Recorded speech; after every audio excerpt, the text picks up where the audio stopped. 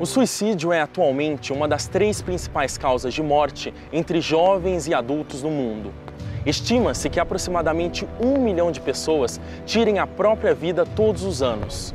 Uma quantidade superior ao número de vítimas em muitas guerras e genocídios. Só no Brasil são em média 25 suicídios por dia. Muito tem se falado ultimamente sobre o suicídio e, por consequência, sobre a depressão. Esses são temas muito complexos e quaisquer interpretações superficiais são ignorantes e perigosas. Para o fato de que os meios de comunicação têm por costume explorar eventos de valência emocional negativa, tais como tragédias e mortes, devido ao fato de que esses eventos são naturalmente mais salientes para a mente humana. Eu creio que o mesmo se aplica aqui. E nós, como cidadãos bem informados, devemos analisar tudo isso com muito cuidado, separando informações falsas de verdadeiras, separando alegações de fatos, enfim, separando o joio do trigo. Existe um verdadeiro mercado de notícias falsas que se alimenta da exploração de eventos emocionalmente intensos.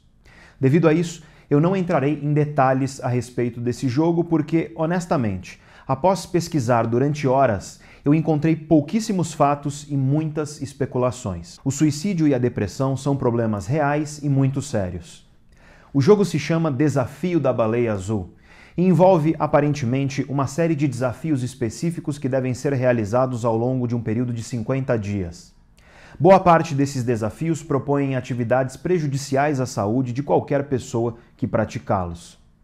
Um dos desafios, por exemplo, propõe passar noites em claro assistindo a filmes de terror.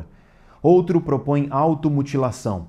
E por fim, o último desafio é o suicídio da pessoa que se propôs a participar do jogo. O jogo teria se originado na Rússia e estaria associado à morte de mais de 130 adolescentes por suicídio. Os responsáveis do jogo seriam hackers, que ameaçam a família das vítimas e com isso obrigam as vítimas a permanecer jogando. Eu quero deixar claro que as poucas notícias que eu encontrei em meios de comunicação mais confiáveis, tais como a BBC de Londres, todas elas apontam que essas são alegações, que não há fatos comprovados, que não há conexões comprovadas entre esse suposto jogo e quaisquer mortes por suicídio. Então, eu paro aqui de falar sobre esse jogo e me volto ao assunto geral que o jogo levanta, que é o suicídio e, por consequência, a depressão. Esse é um tema terrivelmente complexo e, devido a isso, tentar reduzir o suicídio a explicações rápidas e superficiais é uma atitude ignorante e muito perigosa. Para contrapor-se à ideia do suicídio, o espírita tem vários motivos. A certeza de uma vida futura, na qual ele sabe que será muito mais feliz quanto mais confiante e resignado tenha sido na Terra.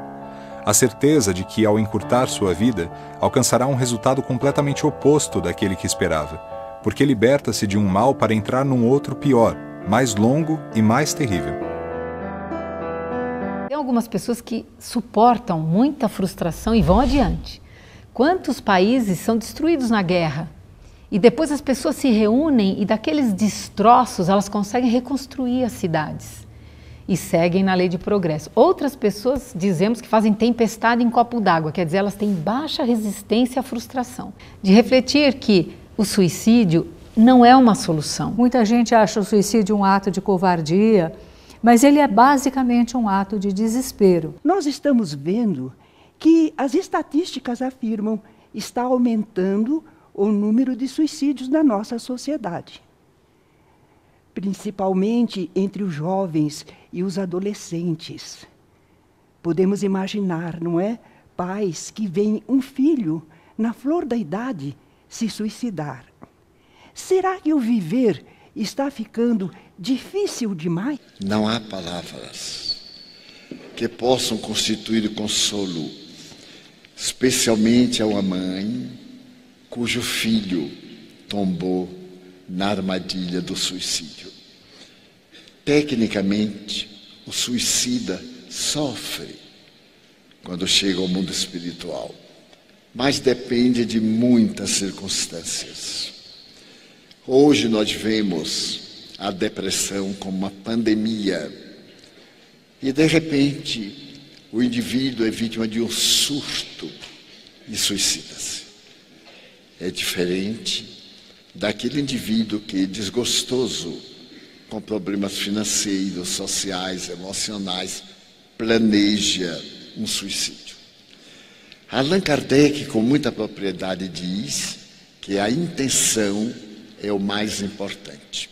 E também serão consideradas todas as circunstâncias, aquelas atenuantes e as agravantes. As informações que nós temos é de que durante um certo tempo o espírito fica sob um impacto doloroso porque ele interrompeu uma encarnação. Isso é um fato. E ele fica numa situação, digamos, desconfortável espiritualmente. Isso mais cedo ou mais tarde vai ser solucionado porque com o passar do tempo há um socorro espiritual, ele recobra aquela sua situação da normalidade, vai fazer um diagnóstico da sua vida, vai repensar bastante sobre o que ele cometeu e vai ficar aguardando uma próxima encarnação, onde ele vai poder cumprir com um grande projeto que é passar inteiramente pela encarnação sem maior dificuldade. Porque você imagina o seguinte, uma pessoa está programada para viver 60 anos e ela comete o suicídio aos 40 anos, faltavam 20 anos e ela tinha energia vital para 20 anos. No corpo físico, essa energia vital, ele se dissipa mais rapidamente, por causa da densidade do corpo, do que no extrafísico. Então, se demorava 20 anos para ela desencarnar, ela ainda tem essa quantidade de energia, ela pode ficar 20, 30 anos fora do corpo, 40, 50, até dissipar toda essa energia. Só a doutrina materialista propõe o suicídio. Nenhuma doutrina espiritualista que conhece o valor do espírito e a sua trajetória propõe ou aceita o suicídio. Podemos lembrar também que o suicídio acarreta problemas muito sérios na nossa trajetória evolutiva, pois a nossa vida aqui na Terra é um presente especial de Deus. Muitos querem voltar à Terra e não conseguem. E nós que ganhamos esse presente, de repente o cortamos. Além de nos prejudicar muito, é uma marca que fica na vida atual, é uma marca que vida até para as existências futuras. O indivíduo vai aprender que se suicidou, primeiro que o corpo não era dele, era um empréstimo da divindade, né? Isso muda a nossa visão de mundo, que nós achamos que nós temos direito de fazer o que queremos com o corpo, e não é bem assim, né? É um empréstimo da divindade. Agora, o indivíduo que lesou o seu corpo, ele vai continuar durante um certo tempo com essa lesão, que vai gerar uma expiação. Então, se o indivíduo estourou o seu cérebro, o seu coração, numa próxima existência, provavelmente ele vai vir com lesões nessas áreas, né? Ele vai sofrer, ele está expiando aquilo que ele gerou em si mesmo. Nós podemos evitar que mais vidas sejam desperdiçadas? Primeiro, se observarmos ao nosso redor, na nossa família, se alguma pessoa tem essa tendência, ou se no campo familiar, de pai e de mãe, houveram suicídios. Isso tudo já são alguns indícios, é uma maneira de evitarmos. Então ela tendo consciência disso, de que é imortal, das vidas sucessivas, que ela tem outras existências para reparar o que está acontecendo e ser feliz, que ela não vai permanecer eternamente naquela condição. Ela vai sair daquilo e vai se aperfeiçoar, porque nós estamos destinados à felicidade. A lei diz, aquilo que semeardes, tu mesmo haveres de colher. Quando eu falo a lei, eu estou me referindo à lei de Deus, que, segundo os espíritos que responderam à pergunta de Kardec, e a pergunta era, onde é que está escrita a lei de Deus? A resposta foi, está escrita na consciência. Tá? Duas palavrinhas só, na consciência. Resposta mais sintética do que essa foi só quando Kardec perguntou qual era o nosso modelo. E a resposta veio numa palavra só, Jesus. Quando você toma consciência dos erros que cometeu, você tem que voltar para cá. É por isso que está dito que o salário do pecado é a morte. A morte no plano espiritual, principalmente, porque você tem que voltar para cá. Então é como se você tivesse que se enterrar na matéria. E isso aqui, o nosso corpo, é como se fosse uma morte para o espírito. Nós estamos aqui presos. Nós não somos seres materiais que temos experiências espirituais. Somos seres espirituais numa experiência material. Porque ou você escolheu esta vida, você pediu, você suplicou como sendo um meio de salvação para você, ou você participou disso ou você não participou. Se você participou, você estava no auge da sua consciência. E estando no auge da consciência, você não ia pedir alguma coisa que fosse inconveniente para você. Então você acreditou em você. A outra hipótese é que você não tenha participado dessa escolha e que a escolha tenha sido feita à sua revelia. Se foi feita a sua revelia, significa que você estava numa região inferior do plano espiritual e não foi você que planejou a sua reencarnação. Se não foi você que planejou a sua reencarnação, ela foi planejada pelos seus mentores. E os seus mentores são espíritos superiores que planejam as reencarnações.